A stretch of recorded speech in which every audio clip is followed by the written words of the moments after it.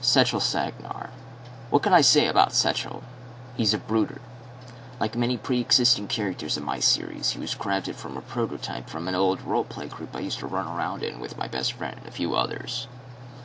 And then later I brought him into my own roleplay storylines that I picked up with. We kept going with that for quite a few years until we ended on the finale of Season 3. Then I started writing books instead. I think he was always a brooder-loader type since day one. That's never changed. Over the course of his adventures, the party members he would travel with would eventually soften his cold heart to get him to realize the value of forming bonds and friendships and all that cringy crap like that. Despite how fleeting these things could be, though, it was worth it to feel than to not feel at all.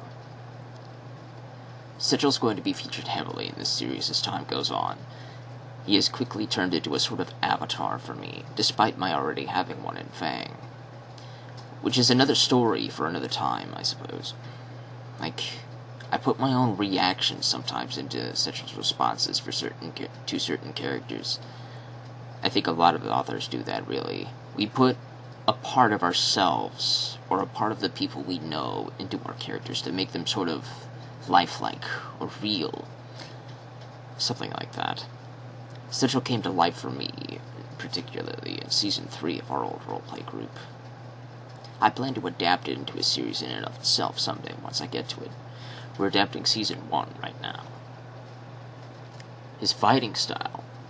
I think it's an overused yet still timeless trope to me.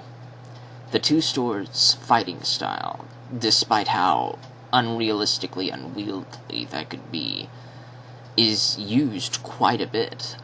Examples being a fair amount of elves. Mostly in fantasy, you'll see elves using two short sword style fighting.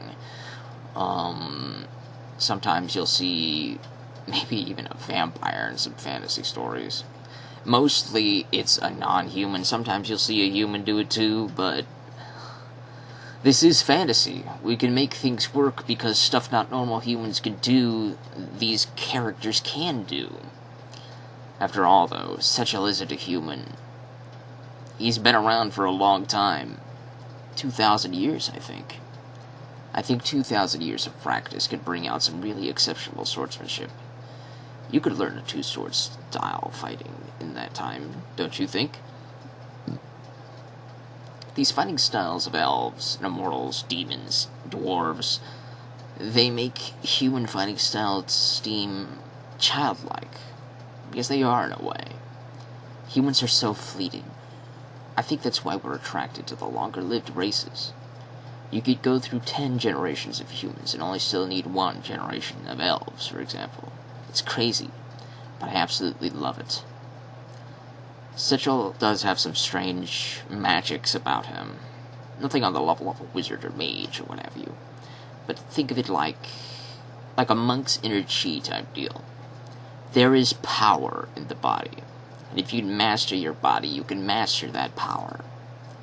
The body is capable of some amazing things for certain, to the limitations of reality. We can use that basis to show off some incredible feats of magic and strength in fiction. I like that. We'll be exploring more of this in the future. He wasn't always a member of the immortal race that I created for the Terraverse. He was just some strange species granted eternal life by an unnamed goddess, originally.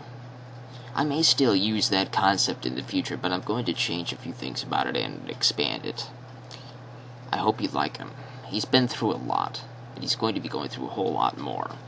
We'll see where he ends up, huh?